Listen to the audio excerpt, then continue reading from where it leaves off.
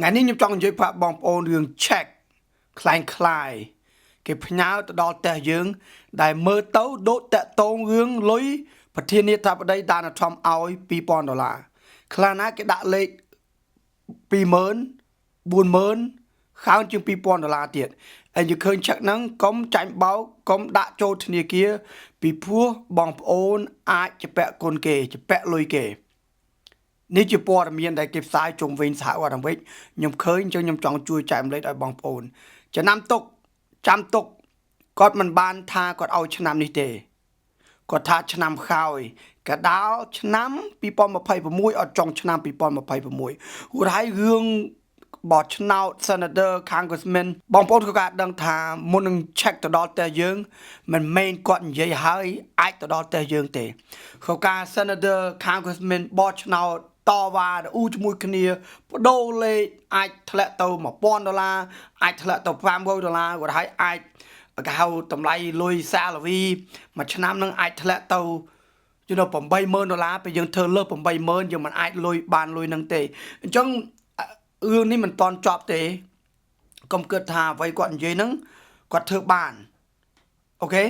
ប៉ុន្តែសំខាន់ជាងគេថ្ងៃនេះមិនមែននិយាយរឿងហ្នឹងទេរឿង check คล้ายបងប្អូនធ្វើការពិចារណាពេលបងប្អូនឃើញ check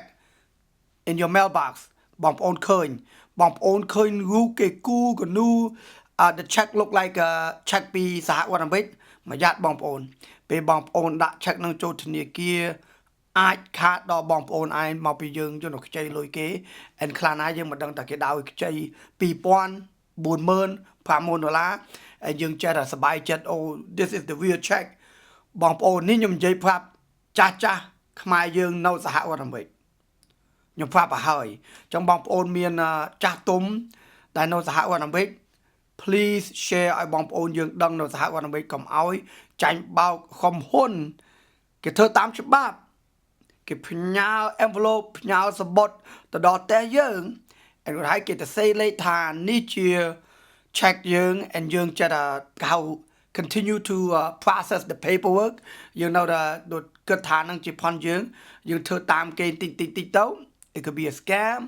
or ជាការពិតយើងខ្ចីលុយគេការពិតមិនមែនលុយគេឲ្យយើងទេមិនមែនប្រធានាធិបតី federal government ឲ្យយើងទេ so you have to remember that បងប្អូនអូខេ bye bye ខ្ញុំនិយាយរឿងនេះពីព្រោះព័ត៌មានគេផ្សាយរឿងហ្នឹងបាទខ្ញុំជួយប្រាប់បងប្អូន have a good day bye bye